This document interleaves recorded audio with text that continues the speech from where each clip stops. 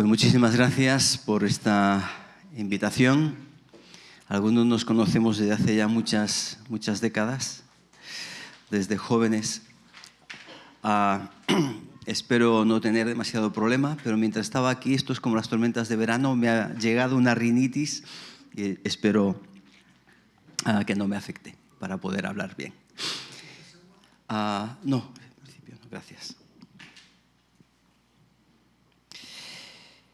Estamos en Navidad, ya hemos hecho algunas referencias en esta mañana a que este es el tiempo navideño y yo quisiera hablaros de algunos textos navideños, pero quisiera hablar tanto de la narración, eso sonará mucho, la historia de la Navidad os sonará mucho, pero quisiera sobre todo hablaros del sentido, del mensaje que tiene esa historia bíblica.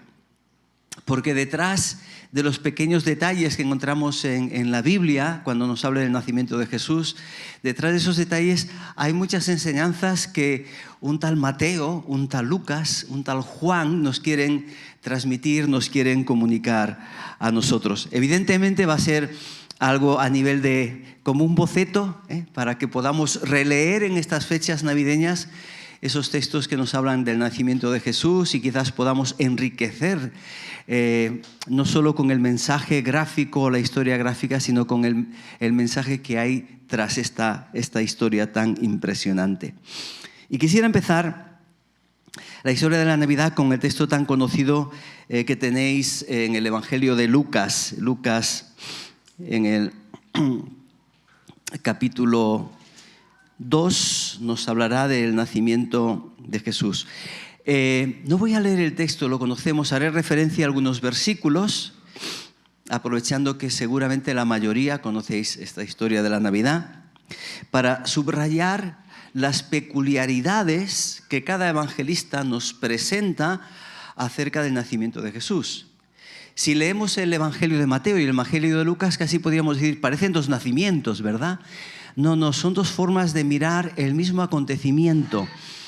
Pero cada evangelista tiene una preocupación muy especial y cada uno va a subrayar algunos aspectos que son de enseñanza también para nosotros. Y en el Evangelio de Lucas, cuando nos habla del nacimiento de Jesús, empieza diciendo: aconteció en aquellos días que Augusto César promulgó un edicto disponiendo que todos los habitantes del Imperio Romano fueran empadronados. Este primer censo se hizo siendo Cirenio gobernador de Siria. Todos iban a empadronarse a sus respectivas ciudades de origen. Y uno se podía quedar ya solo con esto. Aquí, ¿qué encontramos? Algunos dirán, bueno, un dato histórico, ¿verdad? Esto nos permite fechar el nacimiento de Jesús, que sería como entre el año -6, -4 antes de Cristo. ¿Cómo es eso? ¿Cómo puede nacer Jesús antes del nacimiento de Jesús? Bueno, pues una cuestión de fechas, de cálculo de fechas que se hicieron, y ahora seguramente nos aproximaríamos más sobre esas fechas, ¿verdad? Pero cuando leemos esto nos podemos quedar con la fecha, con la historia. Era el Imperio Romano, estaba Augusto César, famosísimo emperador romano, ¿verdad?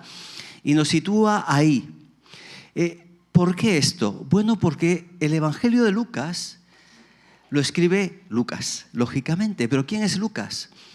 Lucas es algunos le llaman el médico amado, médico. Pero no tenemos que pensar en un médico actual, que tú vas al médico, es otorrino, y no le preguntes por un problema de estómago que no, vete al otorrino que yo no sé nada, ¿no? Tuve una lesión en un gemelo y me fueron pasando por distintos traumatólogos y al final no era ya el de la pierna, sino el del tobillo. Yo digo, el del tobillo izquierdo, no sea que te equivoques de especialista. En aquella época no era así. Eran sabios, personas que conocían la ciencia, aunque tuviese medicina, pero él es un historiador concienzudo. Así que nos sitúa en el marco histórico, pero nos está diciendo algo también muy importante con esta referencia. Jesús viene en el momento que Dios ha señalado en la historia. Es el momento clave que va a permitir en aquella época que el Evangelio que empezará a proclamarse después de la muerte de Jesús en Jerusalén, tenga las vías construidas para extenderse rápidamente por todo el Imperio Romano. Es la época de Augusto César cuando nace Jesús. Cuando llegó, dice el apóstol Pablo en Gálatas, el cumplimiento del tiempo. Y cuando Pablo nos habla en Gálatas del tiempo, no está hablando del cronos, del día 14 de diciembre, no. Está hablando del momento oportuno, el momento que Dios ha diseñado para que el acontecimiento más importante de la historia humana no se quede recogido solo en aquel pequeño lugar del Imperio Romano, sino que sea una luz para todo el mundo. Este edicto, fijaos, que es un edicto que diríamos que promulga el imperio, forma parte del plan de Dios para desplazar a una humilde familia desde el norte de Palestina, Galilea, la aldea de Nazaret, una aldea pequeña, pobre, que no tenía muy buena fama, al parecer de un tal Natanael en el Evangelio de Juan, que llega a decir, de Nazaret puede salir algo bueno, o sea, muy buena fama no tenía. Pero a través de este edicto esta familia se desplaza desde el norte hasta el sur, hasta Judá, a una pequeña aldea cerca de Jerusalén que se llama Belén. ¿Y por qué? Porque ahí es donde se va a cumplir la profecía que hacía siglos Dios había anunciado, especialmente en el siglo VIII, a través de un tal Isaías, a través de un tal Miqueas, pero tú, Belén Efrata. Increíble. Dios está usando la decisión del emperador romano más importante para llevar a sus planes. Es decir, el emperador romano poco manda. Quien gobierna las circunstancias es Dios. Él es el Señor. ¡Qué maravilla! ¿Os dais cuenta que pequeños detalles nos están diciendo muchísimas cosas? Lucas nos está diciendo que el que está gobernando el imperio es Dios. Él mandó el edicto, pero a través de este edicto se estaban cumpliendo las profecías, las promesas de Dios. Y allí en Belén nace Jesús. ¿Cómo nace Jesús? Dice el texto que nace en un pesebre, en un establo, lo colocan en un pesebre, porque no había lugar para ellos en el mesón. No nos vamos a meter con el mesonero. Pero sí vamos a recoger esa idea. ¿Qué es el pesebre? Porque a veces hablamos de pesebre y el pesebre es la representación del nacimiento de Jesús. Esos son los pesebres, ¿no? Y puedes hasta comprar figuritas por ahí. ¿Pero qué era un pesebre? Pesebre era sencillamente aquel lugar, aquel cajón de madera en el que se echaba hierba para que los animales comiesen. Los médicos de un hospital hoy se tirarían de los pelos. Un recién nacido ahí, ¿no? Pero ese es el lugar en el que nace Jesús. Ese es el lugar en el que nace el Hijo de Dios. ¿Y de qué nos habla esto? De que el Dios eterno, el Todopoderoso, se hace humilde, se hace vulnerable. ¿Alguien podía hacerle daño? Él es Dios, pero se coloca en nuestra piel y se hace vulnerable. Van a atentar contra su vida. Va a tener que huir. Y Él, en esta encarnación, experimenta todos los sufrimientos que nosotros hemos podido padecer. Todas las dificultades, todas las debilidades. Yo no sé cómo nos sentimos nosotros a veces. Seguramente a veces muy vulnerables. Y quizás oramos al Señor diciendo, si tú me entiendes, o si me pudieses entender, porque tú eres Dios. Pero a quien le oramos es al Dios que se ha encarnado en Cristo Jesús. Conoce lo que es ser vulnerable, conoce lo que es ser pobre. Los primeros que fueron a ver a Jesús, nos dice Lucas, que fueron unos pastores. Al Rey de Reyes, Señor de Señores, vienen a visitarlo unos pastores. Y queda muy romántico. Pero en el contexto histórico le vienen a ver quiénes le vienen a adorar y a reconocer. Los últimos en la escala social. Id a cuidar del ganado. Muchos no querían saber mucho con los pastores. No es la idea de pastor que está en el Antiguo Testamento. Jehová es mi pastor, ¿verdad? Los reyes eran los pastores de los pueblos, los reyes. Pero en la época de Jesús los pastores, los humildes pastores, eran los últimos. ¿Y dónde están los últimos? Allí al lado de Jesús. ¿A quién el ángel le anuncia la buena noticia? A aquellos que quizás no cuentan, a los que estaban fuera de su casa, en el campo, cuidando el ganado. Él nace en medio de la historia, pero nace en humildad para identificarse con todos y cada uno de nosotros. Además, dice el apóstol Pablo que nacido bajo la ley, y esto es lo que nos recoge el Evangelio de Lucas. Nacido bajo la ley. Dice el texto en Lucas capítulo 2, versículo 21, al llegar el 8º día, circuncidaron al niño y le llamaron Jesús, nombre que le había sido puesto por el ángel antes de que fuera concebido. Y leo ya el versículo siguiente, así nos damos todo el contexto. Y cuando se cumplieron los días para que según la ley de Moisés ellos fueran purificados, llevaron al niño a Jerusalén para presentarlo ante el Señor, cumpliendo así lo que está escrito en la ley del Señor. Todo primer hijo varón será consagrado al Señor, y para ofrecer al mismo tiempo el sacrificio prescrito por la ley del Señor, una pareja de tórtolas o 2 pichones. Y de nuevo nos encontramos con detalles. ¿Pero qué nos está diciendo el texto? En primer lugar, que Jesús, cumpliendo la voluntad de Dios, nace en un contexto histórico, en un contexto cultural y en medio de un pueblo, el pueblo de Israel. Él es israelita, él es judío. Y él bajo la ley va a cumplir la ley. Esa ley que nosotros no podemos cumplir, porque es perfecta, porque es santa. Pero él la cumple a la perfección. Él es circuncidado. Pero la circuncisión no solo es un rito judío para los varones al 8º día, ¿verdad? Los circuncidaban. La circuncisión era la señal del pacto. El recuerdo de que Dios había hecho un pacto con sus ancestros, con Abraham, a quien llamó de Ur de los Caldeos. Lo llevó a la tierra y vivió en Canaán.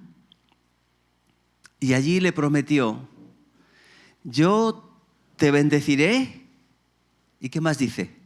Y tú serás de bendición para otros. Te bendeciré y serás de bendición. Y en tu simiente serán benditas todas las familias de la tierra. Este era el pacto. Y estaban esperando que este pacto se cumpliese, que se levantase alguien que fuese el que regiría las naciones y sería el medio de bendición para todas las naciones, para todos los pueblos. Jesús cumple el rito del pacto, pero cumple sobre todo el propósito del pacto de ser el elemento de bendición para todas las naciones. El apóstol Pablo lo interpreta cuando dice, y no dice a muchos, dice a la simiente, como si fuese uno. ¿Y esa simiente quién es? Cristo, Jesús. Así que Lucas, cuando nos dice que él fue circuncidado, nos está diciendo, él es hijo de aquel pacto, pero es hijo no con minúscula, sino que es el hijo del pacto, el que Dios ha prometido. Y además nos dice que cuando se cumplieron los días de la purificación, y aquí está haciendo una referencia a la ley levítica que establecía la necesidad de purificarse cuando nacían hijos, un hijo o una hija. Tenían que pasar 40 días y después de esos 40 días iban al tabernáculo en el desierto o al templo, cuando ya se construyó el templo, y presentar una ofrenda. Ahora, ¿qué ofrenda presentan? Fijaos, lo leo otra vez. Una pareja de tórtolas o 2 pichones tengo aquí, o 2 palominos, depende de la traducción. Bueno, 2 tórtolas. Y diríamos, bueno, pues presentaron 2 tórtolas. Pero si no leemos Levítico, no entendemos lo que el texto nos está diciendo. Lo que está diciendo el texto es que Jesús nace en medio de una familia pobre. Cuando nacía un hijo varón, la ley pedía un cordero para el sacrificio y un palomino o una tórtola. Pero claro, no todo el mundo tenía un cordero. Dice, bueno, si son pobres, 2 tórtolas. ¿Qué nos está diciendo el texto? Que Jesús nace en una familia humilde. Su padre, el carpintero, pero era un oficio, ¿verdad? Sencillo, humilde. Él conoce lo que es pasar necesidad. Qué bueno que seamos como iglesia solidarios con los que no tienen. Estábamos recordando, ¿verdad? Compartir con otros. Y Dios se hace solidarios con todos nosotros. Él conoce lo que es pasar necesidad. Jesús llega a decir, el Hijo del Hombre no tiene ni dónde recostar su cabeza. No tengo ni piso de alquiler. Vivo de ocupa, entre comillas. Vivía de las ofrendas que le daban, lo sostenían personas durante el tiempo del ministerio. Siendo rico, se hizo pobre por amor a nosotros, para que en su pobreza nosotros fuésemos enriquecidos. Es un modelo de generosidad. El que lo tiene todo, lo deja todo, para enriquecernos a nosotros. Y después, al final de este capítulo 2 en Lucas, hay 2 textos que nos hablan de este Jesús. Y dice en el versículo 40, el niño crecía y se fortalecía, llenándose de sabiduría y la gracia de Dios estaba con él. Y en el versículo 52 insiste, y Jesús crecía en sabiduría, en estatura y en gracia ante Dios y ante la gente. ¿A quién le preocupa cómo crecía Jesús? ¿A un médico? En su perfecta humanidad, Jesús se desarrolla de forma perfecta. Física, emocional, intelectual, espiritualmente. Y ahí lo vamos a encontrar en el templo, dialogando con los conocedores de la ley. Y cuando empezaron a hablar, ellos se quedaban sorprendidos. En primer lugar, ¿de qué? De sus preguntas. No llegó allí como el que lo sabe todo, sino como el que quiere saber más. Era un niño de 12 años. Pero en ese diálogo de sus preguntas, las respuestas de ellos y las preguntas a él, se manifestaba que realmente la presencia de Dios y la gracia de Dios estaba en él. Lucas nos presenta algo más también. Y es que Lucas recoge en esa visita al templo la intervención de 2 personas. Un tal Simeón y una tal Ana. Y llama mucho la atención porque evidentemente cuando lo presentaron en el templo, quien tenía que realizar las funciones religiosas era el sacerdote. Pero quien aparece en primer lugar de forma relevante es un tal Simeón. ¿Y a quién representa Simeón? A los fieles judíos que estaban expectantes, esperando el cumplimiento de las promesas. Dice así Lucas 2:25. Por entonces había en Jerusalén un hombre justo y piadoso llamado Simeón, que esperaba el consuelo de Israel. ¿Qué significa esto de que esperaba el consuelo de Israel? Pues que en ese momento de opresión, en ese momento en el que por las calles de Jerusalén paseaban los soldados romanos, mandaban los soldados romanos, Dios cumpliese sus promesas y les trajese libertad. Fuese en tiempo de consuelo, de que de nuevo, ¿verdad?, tuviesen su rey. Y él esperaba esto. Y dice el texto que el Espíritu Santo estaba sobre él. Interesante, ¿quién dice esto? Lucas. Le interesa mucho la obra del Espíritu Santo. Lucas y Hechos nos hablan de eso, ¿verdad? y le había revelado que no vería la muerte antes de contemplar al ungido del Señor. Lo que vas a ver es aquel en quien se cumplen todas las promesas del Antiguo Testamento. Así que él se acerca al templo. ¿Y con quién se encuentra? ¿Con un rey? ¿Con un guerrero? Se encuentra con un niño de 40 días. Pero ahí puede decir, viendo al niño, dice: ahora, Señor, puedes dejar partir a tu siervo en paz, conforme a tu palabra, porque mis ojos han visto ya tu salvación, que has preparado a la vista de todos los pueblos. ¿Cómo entendía él que este niño iba a ser el que iba a traer libertad? Y de una manera más extraordinaria de lo que él podía pensar. Muchos judíos piadosos esperaban esa libertad, ¿verdad?, del yugo romano. Pero Jesús viene a darnos una libertad más importante que la externa o exterior. Viene a liberarnos de la esclavitud interior que tenemos todos los seres humanos, que es la esclavitud del pecado. Y para eso vino Él, para morir en una cruz y darnos la libertad, para romper las cadenas. Y este Simeón proclama y alaba a Dios porque han podido ver al Mesías, al ungido de Dios. Y al lado de Simeón, Lucas nos presenta a una mujer, una tal Ana. Una mujer, depende de cómo se entienda el texto, podía tener como mínimo 84 años. Porque nos habla de 7 años de matrimonio, luego viuda, más los años de casada. Si esos 84 años son de viudedad, había que añadirle 7 de matrimonio, más 15 más o menos, igual de boda. Así que imaginaos la edad que podía tener, ¿eh? Pero como mínimo 84. ¿A qué edad nos retiramos? Estamos reconociendo a personas que han trabajado muchos años, pero ¿a qué edad nos retiramos, verdad? ¿Ella qué hacía? Era una mujer piadosa y servía a Dios allí en el templo, dice el texto, con oraciones y ayuno. Era una mujer totalmente identificada con las promesas de Dios, esperaba las promesas de Dios, pero no solo oraba y ayunaba.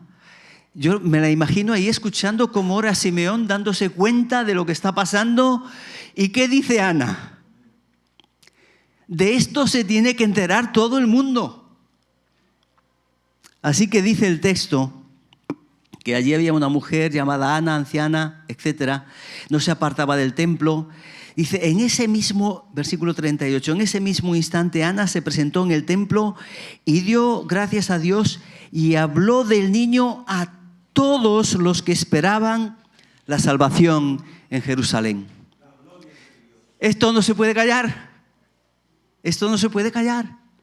Navidad es proclamación de la buena voluntad de Dios para con nosotros, los seres humanos, los pecadores, los que no merecíamos nada, pero que en la gracia de Dios nos lo entrega todo en el don más precioso, el regalo más grande, que es Cristo Jesús. Qué importante lo que nos dice Lucas. Como el tiempo vuela, solo quiero mencionaros brevemente lo que nos dice también Mateo y lo que nos dice el Evangelio de Juan. Y en Mateo no lo vamos a leer, vamos a usar un poco de memoria bíblica. Si alguno no está acostumbrado, le animo que lea los primeros 2 capítulos también del Evangelio de Mateo en casa. Y si no tiene, seguro que alguien le ofrece un Nuevo Testamento aquí en la iglesia. Nadie se va a casa sin un Nuevo Testamento para poder leer.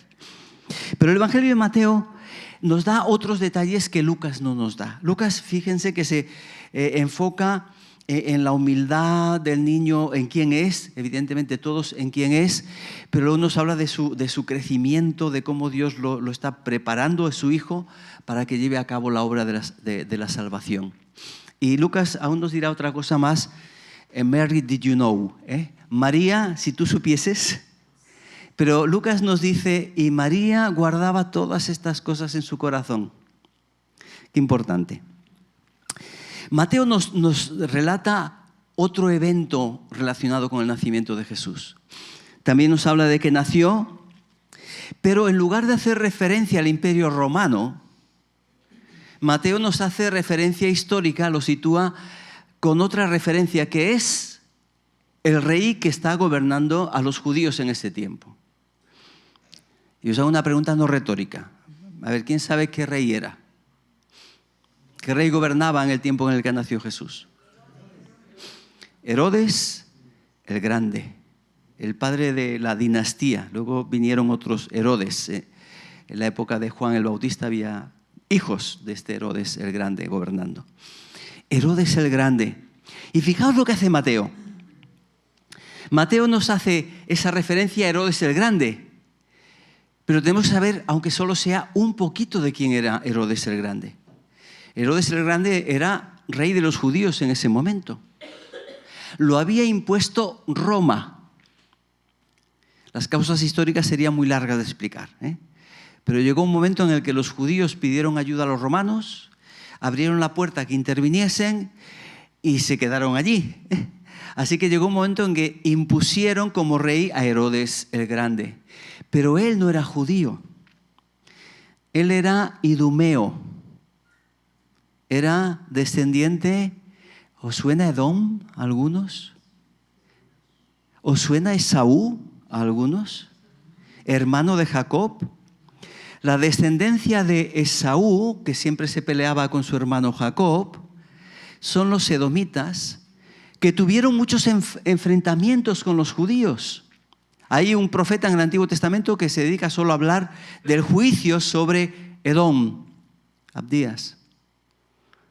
¿A causa de qué? A causa de su rencor contra el pueblo de Dios. Y ahora resulta que uno de ellos, un descendiente de ellos, es el rey. Además es un rey obsesivo. Es un rey que le gusta el poder. Y es el rey al que le gusta la fama y que lo aprecie mucho. Pero no es judío, es edomita. Entonces, a ver, ¿cómo me gano a los judíos? Pues me caso con una princesa judía, Marianna. Y así me ganó a los judíos. Pero además reconstruye el templo, ese templo que los discípulos, unas pocas décadas después, le dicen a Jesús: mira qué hermoso. ¿Quién había construido ese templo? Herodes el Grande. Había hecho grandes construcciones, ¿verdad? Para ganarse el favor de los judíos. Pero era obsesivo y asesino. En cuanto había algún atisbo de que alguien le pudiese traicionar y quitarle el poder, no tenía problema en acabar con su vida. Así que asesinó a su mujer, asesinó a 2 de sus hijos. Y cuando leemos la historia de Jesús, asesinó a todos los niños de Belén y de sus alrededores. Algunos dicen: esto no pudo ser. ¿No has leído la historia de Herodes? Cualquiera sobre el que sospechase desaparecía. Tenía alguna enfermedad extraña y moría. Este era Herodes, aquel que gobierna de acuerdo a los principios de este mundo, con poder, egoísta.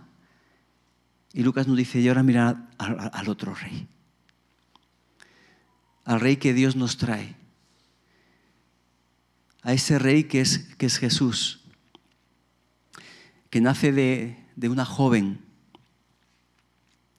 Aunque es descendiente de David, nos dice Mateo, es descendiente del rey David. Aunque él es el Mesías, es el ungido, tiene derecho al trono, aún así él nace de nuevo en humildad. Él es el verdadero rey, no es Herodes. Pero su reino no es de este mundo. Su reino trasciende todas las fronteras y todos los países, porque Él es el gobernador, rey y señor del universo. Pero ahí está. Y fijaos que Mateo, con ese concepto de rey, lo que hace es hablarnos de una visita que Lucas no ha mencionado, no menciona, ¿verdad? La visita de unos magos. El día 6 de enero seguro que muchos de los niños que están en la escuela dominical estarán esperando alguna cosa en casa. Digo yo, ¿no? Alguna cosita esperarán. Pero bueno, no eran, la Biblia no dice que eran reyes, eran magos, eran hombres sabios. En aquellos tiempos, como en la Edad Media, los que más conocían, estudiaban eran los sacerdotes.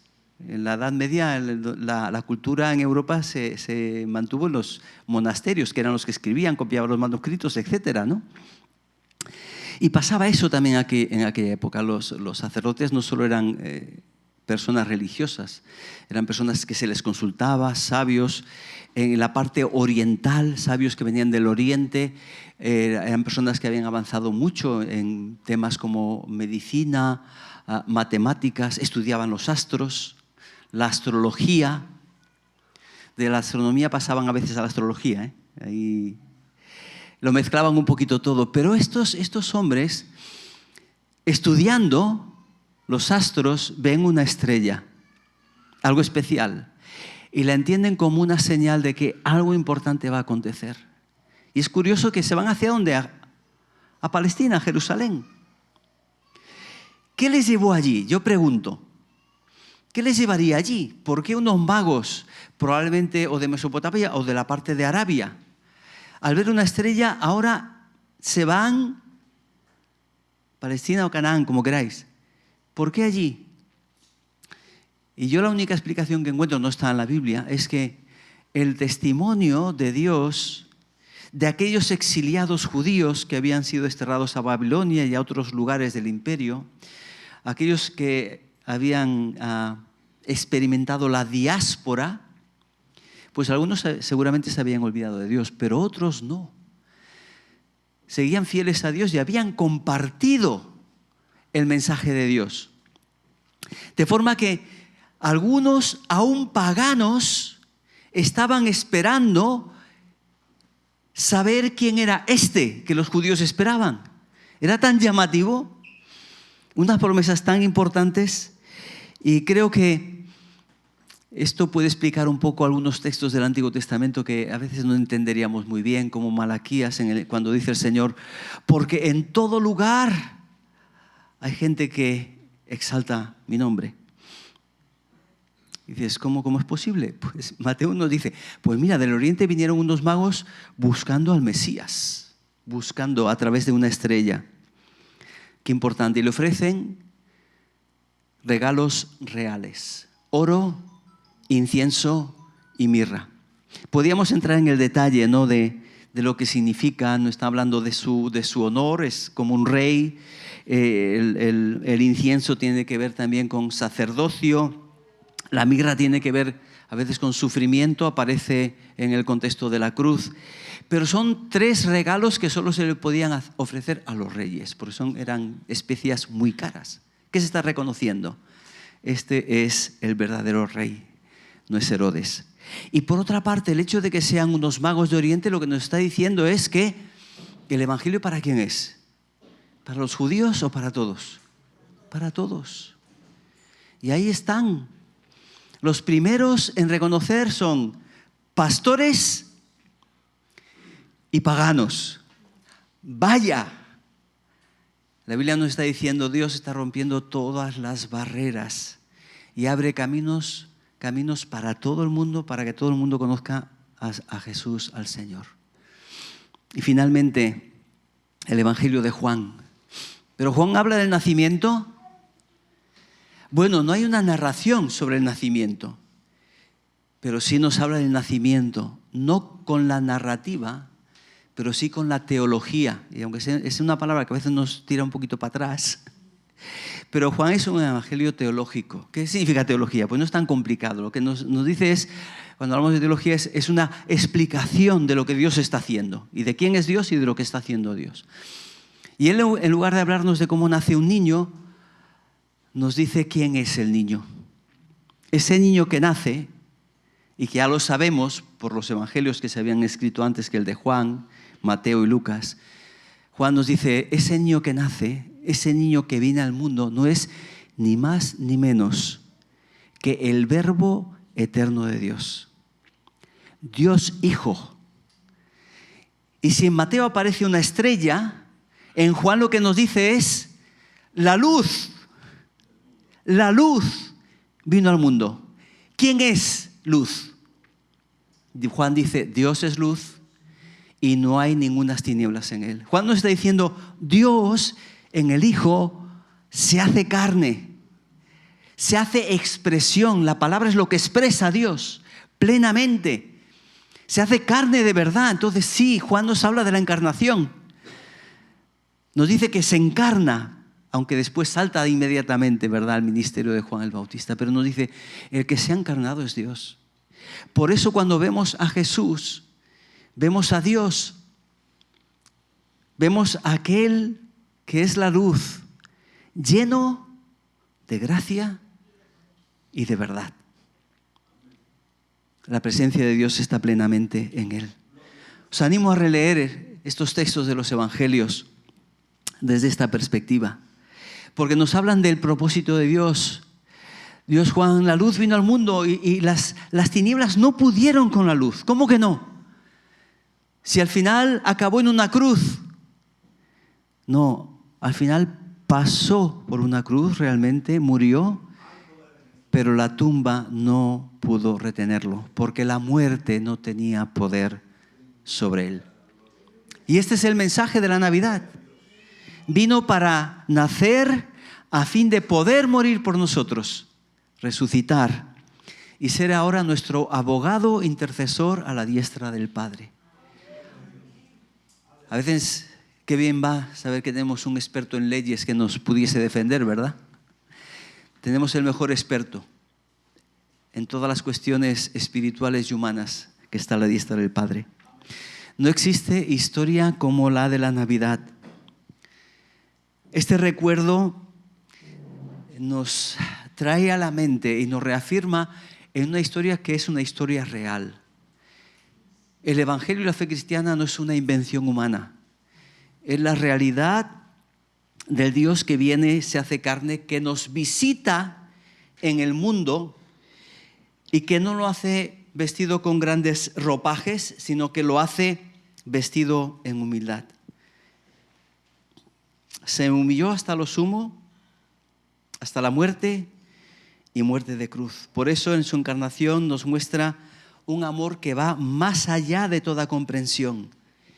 Dice Juan, y todo esto a fin de que tengamos vida eterna en comunión con Dios y en comunión con su Hijo Jesucristo.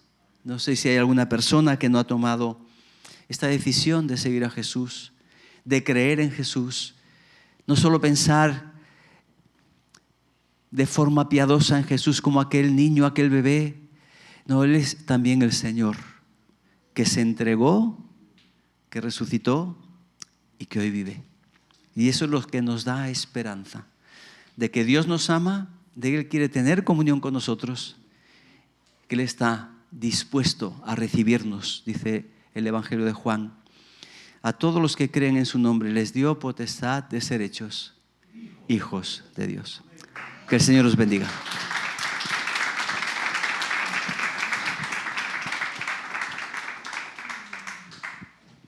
Precioso mensaje de la Navidad, ¿verdad?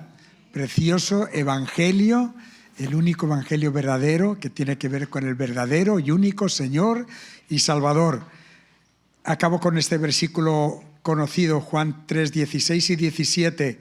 Porque de tal manera amó Dios al mundo que dio a su Hijo unigénito, para que todo aquel, yo sé que muchos aquí hemos creído ya en el Señor Jesucristo, pero si hay alguno que todavía no ha creído, Dios te invita hoy, te llama por tu nombre y te dices que todo aquel que cree en Él no se pierda, mas tenga vida eterna. Porque Dios no envió a su Hijo al mundo para juzgar al mundo, sino para que el mundo sea salvo por Él. Y tú puedes tener salvación en Cristo por medio de la fe en Él y hacer realidad la Navidad para que Cristo nazca en tu vida como ha nacido en nuestra vida también. Pues Padre Celestial, te alabamos y bendecimos por este Dios maravilloso, creador, eterno, santo, justo, perfecto, este Dios de salvación y de misericordia que has enviado a tu Hijo amado, Señor, para ser nuestro Salvador. Señor, gracias por tu Hijo amado, gracias Señor Jesús, gracias por tu amor, gracias porque has amado a cada uno de los que estamos aquí en esta mañana y nos amas. Has amado a toda la humanidad y has dado tu vida por cada uno. Y gracias que los que hemos creído y hemos recibido esta perdón, esta limpieza de pecados, esta reconciliación con Dios, este ser hechos hijos de Dios, esta vida y vida eterna. Y te pedimos por aquellas personas que en esta mañana aquí aún no hayan dado este paso de fe, que aún están en sus pecados, en sus tinieblas, apartados de ti. Te pedimos que les guíes al arrepentimiento, confesando sus pecados, a la fe en Jesucristo, para que entreguen sus vidas a Jesucristo, abran su corazón.